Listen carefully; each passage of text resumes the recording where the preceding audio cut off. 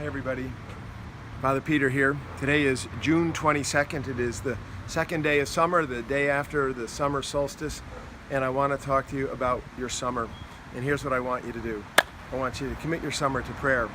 And prayer takes place. In other words, prayer happens in a place, and I want to invite you to make this your place of prayer when you're in the neighborhood. So come on through these beautiful doors and let me invite you into something here.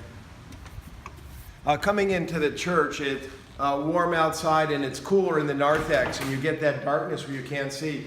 And that darkness actually prepares you as it readjusts your senses for a different experience, a moving into heaven as it is in the Orthodox Church. And here you can see in the nave all these empty pews and the lights are out, and there's nothing better than a prayer-soaked church with the lights out. And my mother used to count 1, 2, 3, and come in and say her prayers. And there's someone else in our parish whose name I'll leave out, who walks right up and prays 5 pews back from the front. This is a beautiful place to come and pray. Now, along those lines, I want to show you something else, which is praying in the balcony. You know, in Luke's gospel, Jesus is always going up on the mountain to pray. And that's what you're doing here if you come up on the mountain to pray. Again, climbing into the balcony, this smallness of the path upward, which opens up into the largeness of God's creation. And many of you know this place. This is, during the Messiah, of course, the best place to come and hear the sound. If I were you, I would find your place in this place of prayer. Find your pew. I used to come and lie down in this pew. This was my pew for prayer at one point here. Come, let the light so shine, let the light shine upon you.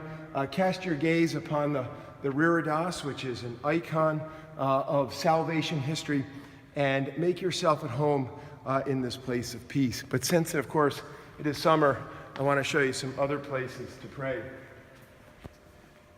This morning, I was coming to work, and I heard on the NPR a man named David Sanger, who's one of my college classmates. And David wrote a book about cyber warfare and fear and the new reality that we live in. David is a correspondent for the New York Times. And just before I had gotten in the car, I had also seen about the chaos around immigrant children being the illegal immigrant children being reunited with their families and the difficulties and all of that.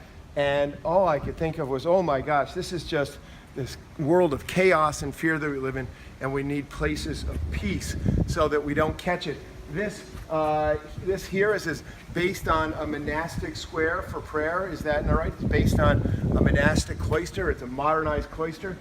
The fountain, running water, that is exactly where monasteries are built. Running water always helps the flow of prayer. A beautiful place to come. You can see we have some benches and this table out here. An incredible place to come and sit and do your work, to be in this place of prayer, which is soaked for generations of people. Sometimes you don't have to come and pray. You just come and that prayer happens to you. That prayer is collective. You just catch it because it's here. You feel it in your heart. It's something that is pre-verbal, and when you catch the pre-verbal prayer, it fills you. Now, I just want to show you one other little angel here. So this little angel came to us during Mayfair, and somebody put it here. And one of the things I love about the angel is nobody has moved the angel. It didn't get sold. All of the Mayfair traffic, nobody picked it up. Come and say hi to this angel who will greet you.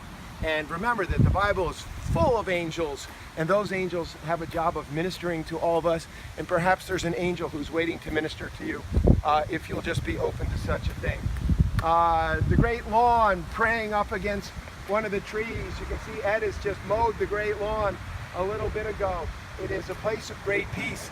And I can tell you, I'm not going to walk there now, but if you go to the center of the great lawn and you lie down and you stare up at the skies, there is peace to be had in that view. And to look at the base of trees and to see how much we don't see, and then when we do see, our eyes are open to something grand and glorious that's bigger than our little world of fear and chaos. Now, as you know, we're coming down to the Gospel Garden here, and I want to just point out that the Gospel Garden is an incredible place for prayer. All of the work that is done with human hands, and all of the work is done by nature and the Son of God as it rises up. There is peace to be had in that garden. And as we walk toward it, you can see there's a bench there, and that bench is an unbelievable place of peace. All during the day, I see people coming and sitting in that bench and looking out over the garden. But they're not only looking out over the garden. I can see as they look, they're looking out over their lives, and they're pondering in a holy way what does it all mean, and churning the soil of their souls. So if you have a moment and you're looking for a spot, this is one of the hidden gems of our world, is right here. And you'll see that the garden is in great shape, even though Margaret just told us the garden was not in great shape. The garden is in great shape. It's an unbelievable, incredible ministry of the parish. And I want to show you one more thing in the waning moments, and that is the columbarium as a place to pray. We lived there, up at the house there, for 7 years, and often ate our meals on that little back porch up top there. And we became, the Walsh family that is, became very comfortable with watching the ebb and flow of people into the columbarium. The columbarium is a place of incredible peace. And I invite you to come to the columbarium, even if you do not have one of your loved ones in the columbarium. The columbarium, though, is filled with loved ones for somebody. And you will see, as you come around, the historic names of the parish, the pillars of the parish. And as you come and commune in this place of peace, you will find peace yourself. Right over here is Mother Ann's burial stone, where she is buried. And you can come commune with Mother Ann, who, if you knew her, undoubtedly, she had a great love for you. I suggest that when you come down here, you just be. In the Communion of Saints, we believe that we are bonded through time and through space, and here is a place where you can come and get some understanding, deeper understanding, almost as though you're sitting in that understanding as you sit in that Communion of Saints that transcends time and space and place, and just be. So with all the crazy chaos, all the crazy fear in our world, go find a place of prayer, a place of peace, because where Francis said, Lord, make us instruments of your peace, or the prayer attributed to St. Francis, we cannot be instruments of peace unless we ourselves are peace. So dedicate your summer to prayerful peace. Peace.